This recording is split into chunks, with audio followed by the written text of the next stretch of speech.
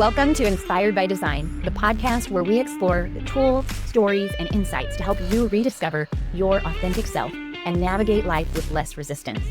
I'm Katie Rupert, a former hustle and grind overachiever on a thrilling and messy journey. I'd love to share what I'm learning and help others in self-discovery using human design. So, if you're seeking a way to move forward, let me be your weekly mindset coach and share stories to inspire you to action towards your unique purpose without the force or burnout. Thank you so much for meeting with me. I'm excited to share your design with you. I'm excited too. Okay, Megan, welcome to Inspired by Design. I am excited to introduce you because I feel like we were fated to know each other. We met in was it a customs line at the airport? I don't remember which trip it was, but for those listening in, so Megan and I are both high achieving pampered chef consultants and leaders. We get the perk, the blessing of earning these really cool incentive trips each year. And we were on the same flight home because you live fairly close and we got to know each other in line. It was so fun and fated to get to meet you. And since then we've both had this, I don't know if it was one of your dreams, but both of us got to have our 15 minutes of fame in Pampered Chef by being on the big screen at conference and doing the cooking demo. So we got to share that experience, which very few get to. So, I mean, I'm just so glad to know you. So tell our listeners a little bit about you, your family, what you love to do, what you're passionate about, anything you want to share. Okay, well, I am a mom of 3 boys. So I have 3, I was just saying, at 3 different schools. So I spend a lot of time taking them to all their activities. I obviously do Pampered Chef, and that is definitely a huge passion that I didn't know I needed in my life when I joined. I actually have a degree in psychology and graphic design. I joke that I don't use either, but really, when it comes to this business, I kind of use both quite often. So those are 2 things that, are just kind of always in the background, lots of art and psychology and things. So yeah, when we were at a training and you were talking about human design, I kind of was like, that seems interesting. And sometimes I look at things like that and think it's a little hooky and not for me. But then when you start listening, you're like, maybe I could get into some of this. So I think the more I listen, the more I'm interested. Yeah. Oh, I love that. Well, thank you. And I love that that's your perspective because I think a lot of people share that. I'm like the total nerd about all the tell me more about me. I want to know more. But anything personal development it can be valuable, even if you don't find it as your tool. Me seeing everything through the lens of human design, I'm always like, what's your birthday? What's your birthday? What's your birthday? Like I can't help myself. I need to know what type you are. Thank you for listening, for subscribing, for being a part of this podcast and this journey. I'm glad that it's been valuable. And you won one of our free mini readings. So for those of you listening, I didn't give Megan much notice at all. I was like, hey, you want to be on the podcast or you just want to record? And she's like, I don't know. So she's an impromptu guest and I'm so excited about it too. I think there's a lot of value in your chart. What's interesting to me that I'm curious what your take on it as we get into it a little bit is, you are a high achieving, successful mom entrepreneur, however you flavor that. And then you've got this background in psychology and graphic design I didn't realize as well. So you've got a lot of talent, a lot of things that you're just really good at. And you have to manage a lot having 3 kids and owning your own business. And then I know that your partner is from overseas. So you have to manage not even just hanging out in the States for things like holidays and birthdays and just staying in touch with family. So, I mean, that alone's a lot to navigate. And I bet you if I let you talk a little bit more, you would have a ton more going on in your life as well. Always. Yeah. One of the things that you said that was really it just made a lot of sense to me, having that psychology degree with a business like Pampered Chef. A lot of people think this is just, I sell things. I sell kitchen tools. I'm your Pampered Chef dealer. Like, give me that pizza stone, girl. But really what we do is probably 80% coaching and working with people that really want more for their lives. And this is their way of having either a little something for themselves, finding themselves again, contributing to a household, or even getting out of a bad situation, circumstances like finances and stuff. So I don't know. A lot of times I feel like I become a makeshift therapist. So it's probably really great that you have that psychology degree. Oh, for sure. It definitely is very helpful with friends, customers, team members, all of them. Yeah. Yeah. There's a bit of resilience you have to build when you're working one to one with people. So, yeah, that's cool. Well, I know that you've listened to the podcast a little bit, but tell us a little about what your understanding of human design is. Like, would you say anecdotally, you're like, oh, a projector, you kind of know what that is, or is this all new? Where are we coming from here? I've listened to pretty much all of them, but whether or not I've like fully taken in all the differences is probably different. I think I understand when I'm listening to it. And sometimes I think, like, oh, that sounds like this person in my life, or I bet that's what my husband is or my children are. I don't know for a fact because I've never like pulled their chart or anything, but I think that's one thing that I also find really interesting is the comparison. Like that's something that I would love to dive more into just because I think knowing how I work is one thing. I think overall, like I kind of have an idea of what works for me and what doesn't, not just, from human design, but just how life has gone so far. But to know a better way to communicate with others, I think is what is something that I really find fascinating. And that would be like the most helpful because sometimes being with all boys, they're not the same as girls. So True. I am very much like I can tell, like I want to talk about my emotions. I want to talk through things. I want to like share what I'm feeling, what I'm thinking. And being in a household of boys, there's not a lot of that, or they don't understand why you're frustrated or why out of nowhere you start to cry. So sometimes I'm like, I wish I could better communicate with them so that way we could understand each other better. Yeah. Well, we'll dive in and see if this helps. And yeah, I agree. I think the connection charts are so fascinating. It has helped me tremendously, even with my leadership team. So I love talking about the one projector that I have on the leadership team and how I changed how we work, or how I am able to support her just by not making her come up with things from scratch and use energy that she doesn't have, right? So it can be so valuable. But let's jump in. Let's talk a little bit about projectors. I'm going to pull up your chart so that you can see what you look like in a human design body graph. There's the 9 energy centers, and you've got 2 that are colored in, and so we call those defined. The others are undefined. All right. And where you see color, that is where you have consistent energy. These are your like always on players. These are where your strongest, most consistent gifts are. And the white space is where we receive energy. So everywhere that there's white space, there's a certain flavor of energetic quality that will show up, and you'll notice it in other people. The white space is an area that we get to use as a playground. It's like you don't always consistently have access to the gifts there, but you can explore, just like sample from it and see the beauty in other people, and a ton of gifting can be there. So for example, when I see your chart, I see this triangle over to the right there's no color anywhere on it, not even the numbers colored in. And that means completely open. You're very open when it comes to emotion. So you can likely step into a room and feel what people are feeling.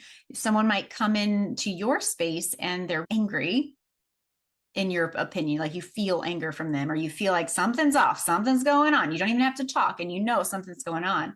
What's funny about it is because you receive energy here, it's amplified for you because it's not something you experience a lot. This center that I'm talking about, the solar plexus, is the emotional center. So when someone comes in and you feel their emotions as if it's like this beacon of light, like it's really loud. They may not even know that they're angry yet. They might not know until like an hour later and they explode like, oh, maybe I was angry. But it gives you like this spidey sense of being able to feel and interpret people's emotions. And that's true. Like I could go through all the energy centers and there's a gifting in having that white space. The one thing to know about it though is when you have white space in your chart, that's also where you're most prone to feeling like you're not enough, feeling like, oh, I see that someone else has got all this emotional depth to them. And I'm really not a crier. I don't really do all that stuff. Is there something wrong with me? Like there can be that quality to it. And there's a healthy and unhealthy side to all parts of us. We're speaking about these 9 centers. There's not bad or good. It's just what I have consistently and what I get to sample in, or it's like my playground to explore. So you can have a lot of freedom in interpreting and being sensitive to or being empathic to the people around you with emotions.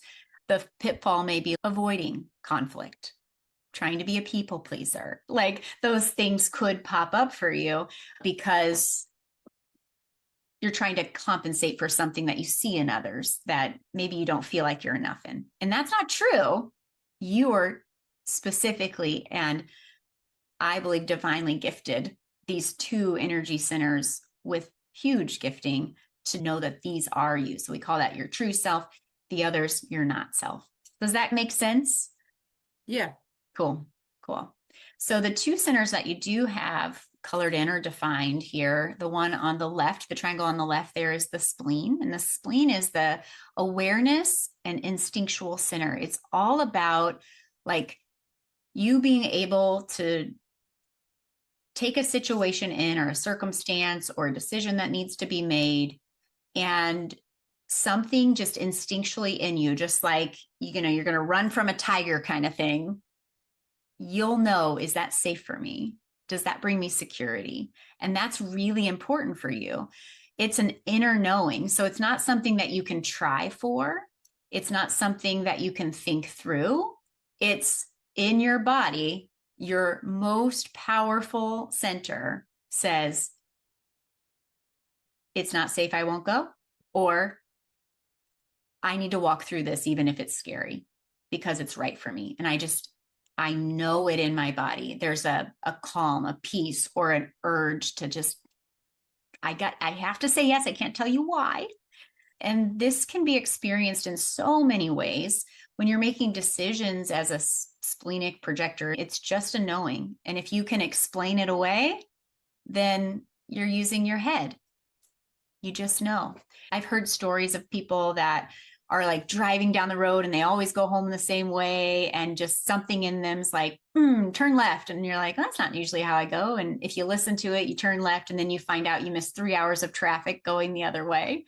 I don't know if you've had any of those experiences that come to mind. It doesn't have to be traffic, but just little things like, oh, my car broke down. So I decided to turn around and not go to the event. And then you found out, oh, the event got canceled. I would have wasted so much time. Just like little instincts, little insights that you get that almost feel like magic, but they keep you safe in some way. Does that resonate at all throughout your life as you think through it? I mean, I think to an extent, and I think I'm like, since I've learned this, I've gotten better at, listening and being, like just saying outright like what I want or what I don't want rather than trying to, fit what somebody else wants.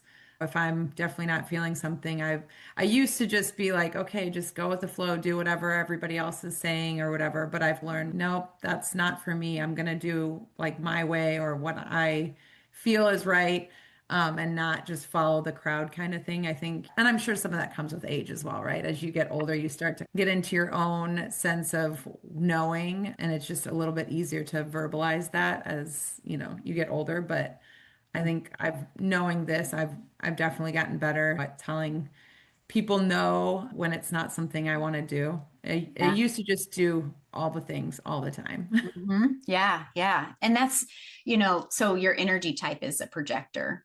And I'm not sure what inspired me to talk about the spleen first, but a projector is someone that really needs to conserve their energy. So what you're saying there is like, I'm okay to say no sometimes and feel safe about that. And maybe there's nervous system stuff going on or just training. So you live in this world full of generators. There's 70% of us are like, let's do more, be more, have more. And that's kind of our way, is to do more things and to work the 8 hours or the 12 hours or the, like, let's go, let's do more, let's do more.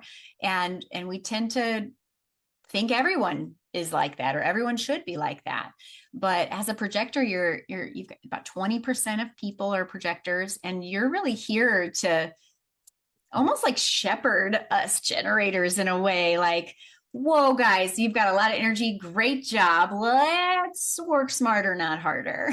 let's let's steer this ship in a focused direction here. And it's such a gift, a wise guide. Another way that projectors are seen as the improver.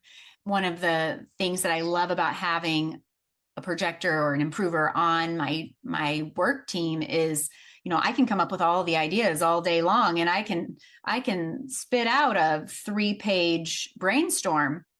But when it comes to looking at that and seeing, like, how can we mold this into a system? How can we mold this into something that's not going to take 14 hours? How can we mold this into something that's duplicatable, or something that other people can benefit from, because it's not a fire hose of information? Well, you got to have a projector. Hey, will you take a look at this mess and see what's valuable in there? And that's where a projector can shine, is this ability to look from a different perspective, being able to take the nitty gritty, the brainstorm, and see how it can fit into a bigger picture that's strategic, truly being able to, reel us in a way. Projectors are good advice givers. And if we're wise, we will invite them to help us improve our things. Do you find that people in your life come to you for advice or for help a lot? Yeah, I think honestly, that's probably been my life since like, as far as back as I can remember. I've always, even if you like ask my parents about like childhood, and I was always the one that friends came to with any kind of troubles, issues, boyfriend troubles, whatever it was. Like, I was always kind of that person that a lot of my friends would come to with whatever situation was going on. And I still feel that way sometimes. Even sometimes I feel like maybe even people I barely know are very willing to open up to me and tell me all of their life stories and all the things happening. And it's funny because sometimes you think, like, we just met. I can't believe you're telling me all these things. But I try to turn that around and actually give some sort of advice, at least best I can, without overstepping or feeling like it's not really my place when it's somebody I don't know that well. Right, right. Oh, that makes so much sense. So much sense. Well, projectors they're the old souls, the wise ones. So I love that you have the story from even your childhood, because that's spot on to what you were here to do. Look at a situation, understand it, create a system for it, or being able to see it in a way that other people can't. Let's give you some hot tips, some hot takes on being a projector that will keep you from burning out, because that's kind of what it's all about. I know we were talking about, I have this masterclass about overwhelm. You're like, there's just so much going on. I got to like pull myself together. And self-care is such a important piece for being a projector. And here's why. You're not meant to work the same way as a generator that can get energy by doing things that they love. You get your energy whenever you help improve, whenever you feel recognized for the value that you add to refining a situation, to giving that advice. You get your energy hits from taking all this doing energy and making it better, improving it. So when you think about that, you need people to recognize you and say, Megan, what do you think of this? Invite you. So, and that's a projector strategy. That's, we call, there's strategy and there's authority. Those are the two like buzzwords in human design that are the most important to understand. And for you, waiting for an invitation, it feels like, what does that mean? But as a projector, you don't want to go out initiating things to fix, or go out initiating and putting your energy in places hoping that people want that help. It really is meant for you to get the opportunity to choose, is this mine to say? Is this mine to help with? And you get to decide if you want to, if you have the energy for it. And as a splenic projector, you might ask yourself things like, is this healthy for me to help with? Is it safe for me? Is this going to contribute to the ultimate security that I look for in my life? I mean, that could be money or the network of community that you have, whatever you're building for or see as your security. Maybe it's both. But before you give your energy to improving something, making sure they want your help. So that could look like they literally say, Megan, what do you think of this? Or do you have any advice about that? Or have you ever been through this? Or it may very well be like your team, hey, I noticed this and that about your business. I have a couple ideas that might help you. Are you open to hearing about them? And just getting that initial, is this person open to hearing, and taking that time to have them say, well, yeah, of course I want to know what you have to say. Even if you know that that's what they're going to say, asking it, that little bit of, let's validate that you are inviting me to share, that is what opens up your energy and protects you from, red flag of bitterness or holding resentment, which happens to projectors whenever they give advice. Someone doesn't take it, and then you're like, told you so. I knew that. Why didn't you listen? I'm sure you have lots of those stories with kids. I mean, all of us do. Does that seem to resonate with you as well? Yeah, I think I know on one of the podcasts when you were talking about that, like waiting for the invitation to help, like I see that as being very helpful because like you said, if I'm giving advice that wasn't asked for, it's less likely. Or if I'm just putting things out there, like for example, for my team, if I'm just like, okay, we're gonna do this and here's all the things, if nobody's open to it, like it just falls on deaf ears. I've been doing more like reaching out individually to people, asking if they want like some one-on-one time, if they want to be coached, if they want to hear ideas, if they want to tell me what's going on with their business, things like that, more one-on-one. And I'm getting more, results that way than just putting something out there for everyone Mhm. and, hoping that some of them want that because many of them don't or they're not sure what they want. So like the one-on-one conversation definitely is the better route to go then. Right. Yeah. That's so good. You're in practice making that happen. And I'm sure, well, I would imagine that you're feeling that feels like more traction, feels more successful than, you know, throwing spaghetti on the wall and seeing if it sticks. Or For sure. so another thing to think on whenever you are feeling like stuck in a rut, burned out, things that can help you break through that as a projector.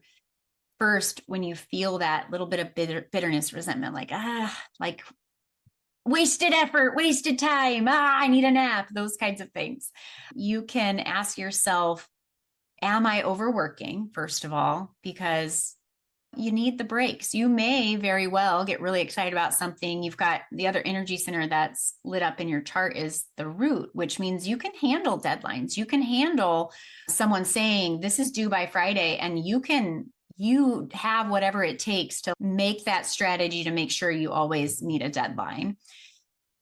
The root is a pulsation. It's like lots of energy, pull back, take a rest. Lots of energy, pull back, take a rest. So you have this access. That's a gifting that you have.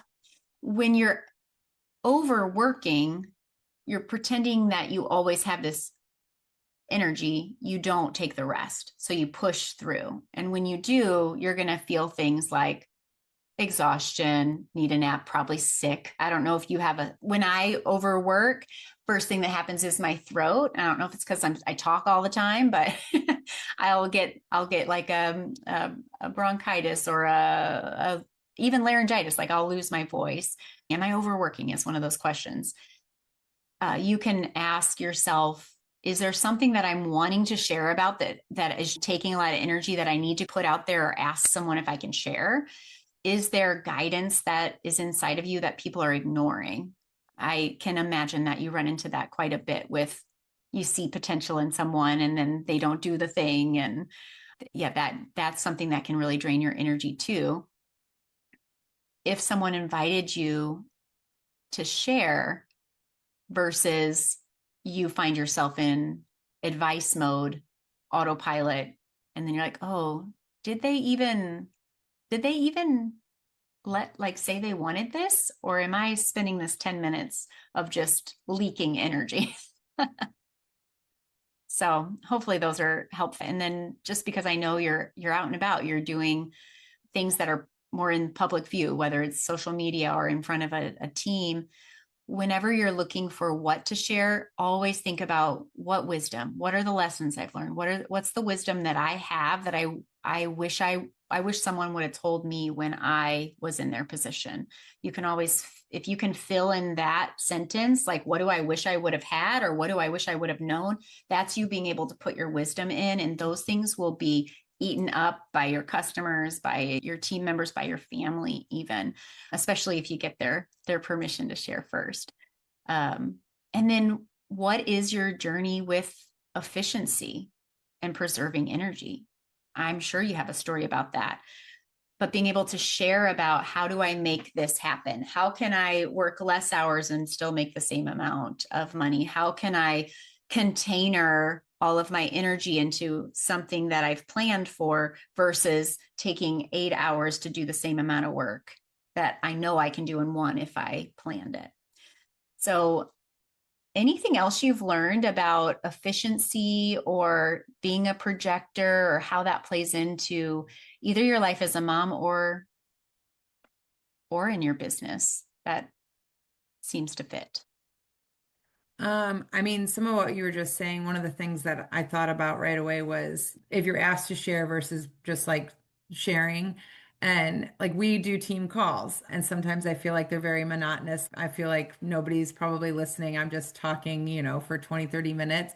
But when I get asked to be on a call for another team, Mm. like I feel so much more inspired. And it's because people are asking specifically for whatever it is that they think that I am an expert at, for me to share about that. So like when I'm invited to do those calls, I always feel like so much more energized after those calls and after sharing something, knowing that they want me to be there. Everybody's really there specifically for that. As opposed to like my normal every week team calls, I don't always feel that way. Then that's something that, we're trying to work on, is like how we can all be inspired and how I can be on those, giving the information that they truly want, and not just me feeling like I'm talking at everyone, because that's not what I want at all. Yeah. Well, that's good awareness. You're on the journey of figuring it out right now, which is a beautiful place to be. I love that. And the awareness, just being aware, it shows growth in you, and it's a great leadership quality too. I love that. But yeah, I can totally see being invited in to be a guest speaker. You're like, oh, these people like me. It's like when your aunt can tell you the same thing that your mom tells you, and you can hear the aunt, right? Yes.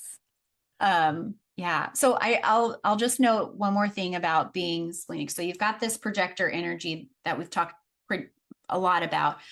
We started with talking about the spleen, this instinct. So as your inner authority, your strategy is wait for the invitation. Make sure people want your advice before you give it.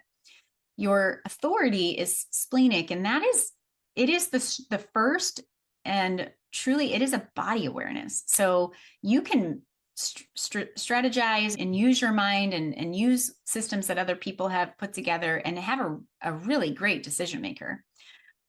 But when it comes to a decision that you're going to feel really, really good about, like there was no other decision, it does come from your body. So whenever you're doing something that's going to take your energy, the advice as a splenic authority is to just take a minute to drop into your body and drop into your body. I think there was a point in time when that wouldn't have made sense to me, but really take a few breaths ask the question, do I want to guest speak? Do I want to keep doing 30-minute calls? Do I want to move to Australia? Take a few deep breaths and see if your body has anything to say. And as a splenic authority, it's going to come in the flavor of fear versus courage, safe, healthy, and then that creating security for your future. So there's going to be something that pops up that feels really good when it comes to decisions. If you can go ahead and take yourself to the future, think about what it would feel like after that decision has been made. So I don't know where do you want to move to Australia, Kane, but let's say that that's the decision that you're making. Envision yourself sitting at your new house in Australia and see if you can sense in your body what that feels like. Is it fear, oh my gosh, I'm not safe? Or is it like, wow, this is a fun new experience that is probably really healthy for me and my family to experience? Is it creating a sense of security for your future in whatever sense you make that mean to you? Is it healthy for me? Is it healthy for my people? And that coming from a sense of inner knowing versus just it's a wise decision is going to help you feel more aligned. It connects that body and mind. Does that resonate with you, or do you have an example by chance of a time that seems to make sense? I don't know if I have any specific examples. I mean, I fully get what you're saying. And like I said before, I think I'm getting better at that, at like knowing like what to do and what not to do and knowing when to say no to things that I would have done and done them like begrudgingly and not Yeah. really like wholeheartedly and probably been grumpy or stressed or, like you were talking about, like you're like in your throat, like mine is like my back and my shoulders. That's where all my resistance is. That's where all my tension is on a regular basis. So I know when I'm doing too much, it's there, and I'm getting better at not just doing things just to go along with it and realizing that's not for me. That's not like the right decision. I've definitely learned to say no to more things. I'm not, I used to be the first one to sign up for like every single parent, whatever, like all the signups genius come out the first week of Yep. school and I'm like signing up for every single thing, room mom and doing this and doing, and I'm like, nope, somebody else could be room mom this year. I can go in and volunteer when I have an extra day, but I don't have to be the one in charge of every single thing every single year. It's Yeah. okay. Things like that. Whereas before I would have felt the need to be that person every time. And like it's okay if another mom does that. I don't have to be that mom. Yeah, that's so good. What is for you? Yeah. Do you have the energy for this? Yeah, I love that. I love it. You're doing such a good job. Way to go.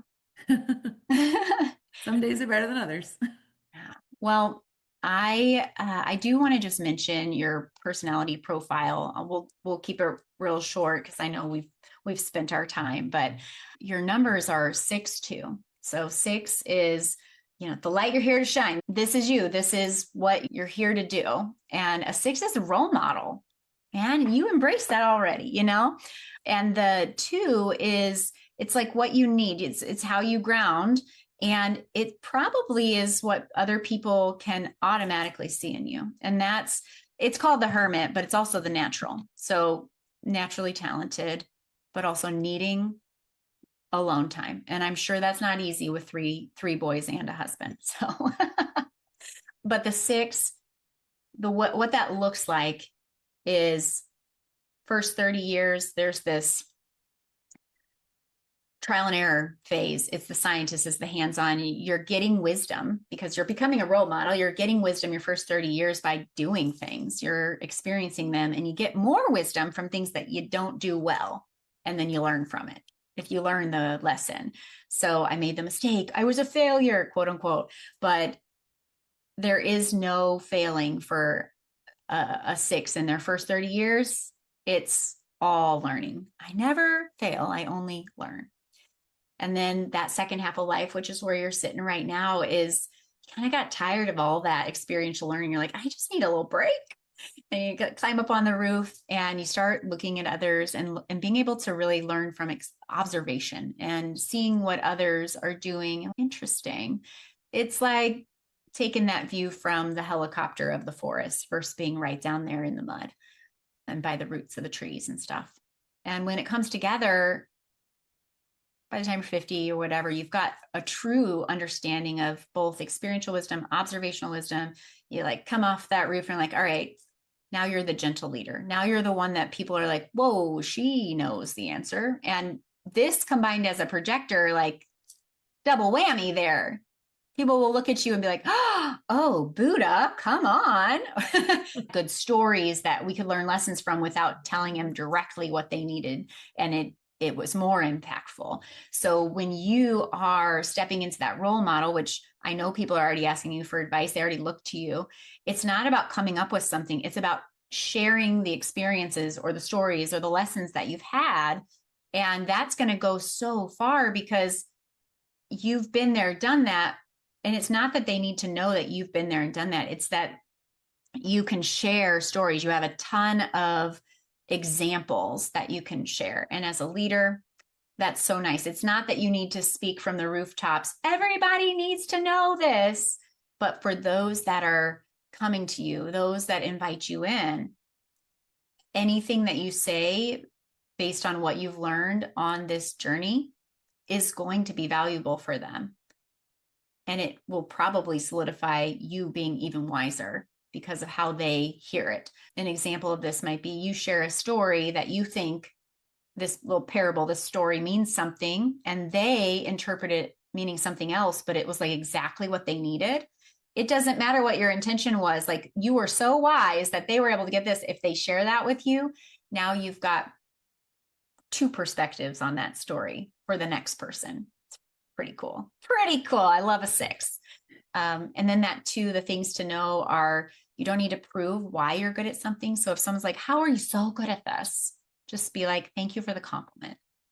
And then, you know, be grateful that you are good at it. You don't need to go show them your certificate of achievement or how much money you made, or I don't know what you know, how people prove their worth, but you don't need to prove your worth.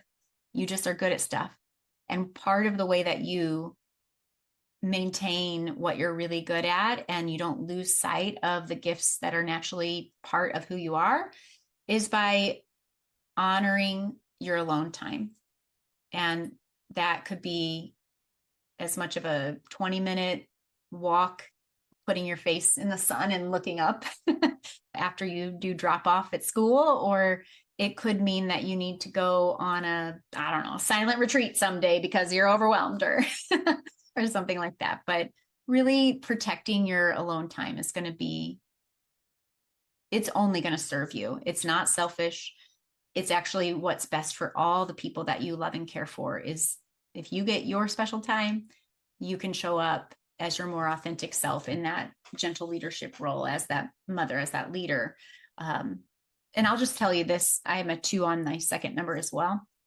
And since we have this experience of going to this national conference, there's like thousands and thousands of people. And as leaders, you know, we want to see everyone. We want to make sure that everyone gets to talk to us, or we get to talk to them, or we get to meet them for the first time, or whatever it is. And then we also have all these jobs that we have to be here at this time and here at this time and here at this time. Like it's a lot.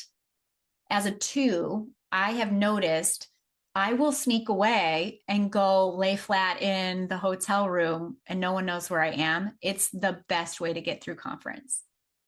And so however you can translate that into your everyday life, I also am thinking all of a sudden, first time I've ever thought of this, but when my daughter was a baby and she was crying, there were times that I'd like make sure she was safe in her crib and I'd walk out to the garage and I'd sit in the car. So I could just be alone for a minute. And I thought it was because the crying was too much, but maybe it was that I needed to recharge. So do you have alone time? Do you get those minutes to yourself? Yeah, like I mean, during the day I'm home by myself, but I mean, usually working. But I've definitely over the last couple of years kind of started doing a few more things for myself, scheduling massages, scheduling facials, things like that I never would have used to do. And like what you said about conference, Like the first couple of years I went, it was like cram as many people into a room as possible, save the Yeah. most money. I've like realized over the last couple of years that I'd much rather just have one roommate and spend a little more because then I have a little more alone time. Or like one morning this last time, it was I already was there a day early, so I already registered, I already did all the things, so I didn't have to rush over there with everybody. And I was like, I'll just be the last one to shower and I'll just hang out in the room by myself for a little bit and I'll meet you guys over there. Because yeah, it is really overwhelming. It's awesome. It's exciting. I love all the people, but yeah, sometimes you don't want to be crammed into a room with four people sharing one bathroom. Yeah. And just know that that is like, that's how you can show up as your best self. So yeah. Well, this is fun. I love your design. Every time I do a reading, mini or whatever, I'm like, oh, I just love this person. And I think it's because we're also unique and we have these, this special configuration of our gifts, and it's just how it was meant to be. And so I hope that it serves you. Do you have any questions, thoughts, comment, anything that you want to share before we wrap up? I think now my next step is to like look at my family's charts Yeah, yeah. and Oh, see how that's I fascinating. can help communicate better with them based on that. Yeah, absolutely. Well, thank you for letting me record this and share your story and your design with everyone as well. I really appreciate you. Thank you so much to Megan for taking the time to let me share your design and for being a listener of the podcast, entering that contest and winning. How fun. So I hope that it helps you out. And if you're curious about your own human design, I have a few opportunities for you to learn. This was an example of what a mini reading might look like. And those take about 30 minutes. You can sign up right online. I have a booking link for those. But if you are local and live near St. Louis, Missouri, I have a couple of workshops where you can get all this information and more. Really, I have a 1 hour workshop at Serenity Now Float Spot coming up on September 4th, and that's from 6:30 to 7:30. It's $30 to register for. You can register online. You'll have your custom chart. We're going to talk through all of the energy centers and what that means for you specifically. And I have another workshop coming up on November 1st that I'm pairing with a yoga class so you can flow by your human design.